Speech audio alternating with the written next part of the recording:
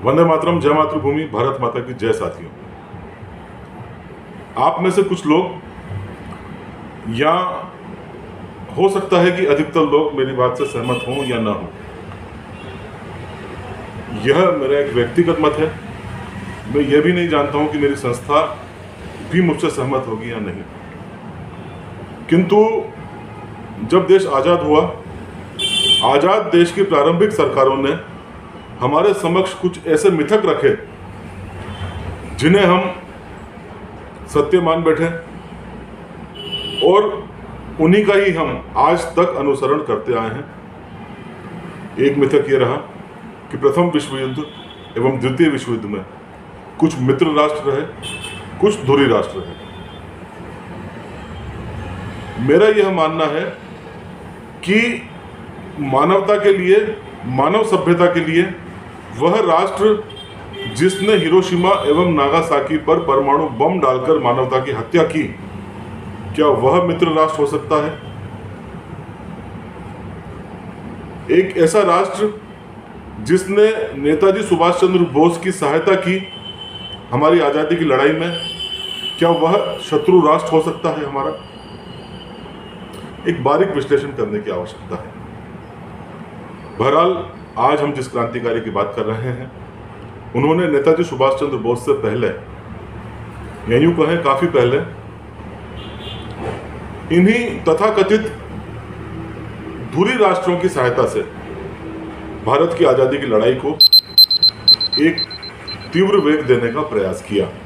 ऐसे क्रांतिकारी का, ऐसे स्वतंत्रता सेनानी का, ऐसे पत्रकार का, ऐसे लेखक का और ऐसे समाज सुधारक का, ऐसे क्रांतिकारी का नाम होता है राजा महेंद्र प्रताप, जो कि वास्तव में वंश से तो राजा थे ही सही, लेकिन दिल के भी राजा थे, क्योंकि ये उतने ही महान दानवीर भी थे। इनका परिवार, इनका जन्म एक जाट परिवार में हुआ। इन्हीं के कार्यों की वजह से इन्हें आर्यन पेशवा के नाम से जाना जाता है। इनका जन्म मुसान रियासत के शासक के घर हुआ। इनके पिता का नाम था राजा घनश्याम सिंह, जो कि यह अपने पिता की तीसरी संतान थे। जब ये 3 वर्ष के थे तो हाथरस के राजा हरनारायण सिंह जी द्वारा इन्हें गोद ले लिया गया। 1902 में इनका विवाह जिंद रियासत की महारानी से हुआ। अब बात करें, भले ही इनका जन्म मुसान रियासत में हुआ था, लेकिन चूंकि हाथरस के राजा द्वारा इनको गोद लिया गया था, इसलिए आगे चलकर यह हाथरस के राजा ही बने। हाथरस में एक वृंदावन में विशाल महल है, यहीं इनका बचपन बीता एवं यहीं से इन्होंने अपनी प्रारंभिक शिक्षा ग्रहण करी एवं राष्ट्रीय आज़ादी की लड़ाई के संस्कार इन्हें यहीं से प्राप्त हुए। उदाहरण के तौर पर 1906 में जिंद महाराजा की इच्छा के विरुद्ध इन्होंने कलकत्ता के राष्ट्रीय कांग्रेस के अधिवेशन में भाग लिया और यहीं से ये स्वदेशी का एक प्रण लेकर वापस लौटे। जैसा कि मैंने कहा, इनका एक बहुआयामी व्यक्तित्व था। यह समाज सुधारक भी थे। 1909 में इन्होंने वृंदावन में प्रेम महाविद्यालय की स्थापना की, जो कि उस दौर में तकनीकी शिक्षा का प्रथम केंद्र माना जाता है। समाज में फैली कुरीतियों को, ऐसे जो भी तत्व समाज में जो समाज को विघटनकारी थे, उनका सदैव इन्होंने विरोध किया। इसमें जाति प्रथा, वर्ग, आपस में जो हमारा समाज अलग अलग धर्मों में बटा हुआ था, उन सबको एकीकृत करने का इन्होंने प्रयास किया। ब्राह्मण भंगी विभेद के ये हमेशा विरोधी रहे। परिणाम स्वरूप लोग भी इनके साथ जुड़े एवं एक सामाजिक क्रांति के यह प्रणेता बने। अब बात की जाए इनके दानशीलता की। 1911 में वृंदावन में ही 80 एकड़ की जमीन इन्होंने आर्य प्रतिनिधि सभा को दान में दे दी। इतना बड़ा दिल था, इसलिए मैंने पहले ही कहा ये दिल के भी राजा थे। चलिए अब बात करते हैं भारतीय आज़ादी की लड़ाई में इनके प्रत्यक्ष योगदान की। प्रथम विश्व युद्ध का समय यह विदेश गए। इससे पूर्व ही इन्होंने भारत में ही उस दौर में देहरादून से निकलने वाली एक पत्रिका हुआ करती थी, निर्बल सेवक। उस निर्बल सेवक पत्रिका में जर्मनी के पक्ष में इन्होंने लेख लिखे, क्योंकि इनका मानना यह था कि कहीं ना कहीं मित्र राष्ट्र अत्यधिक दबाव बनाकर रखना चाहते हैं, और हाथ कंगन को आरसी किया।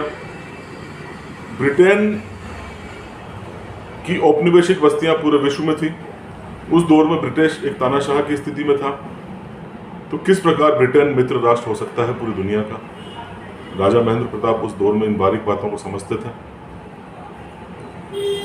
इन्होंने जर्मन पक्ष रखा, परिणाम स्वरूप 500 रुपये का इन्हें दंड प्राप्त हुआ।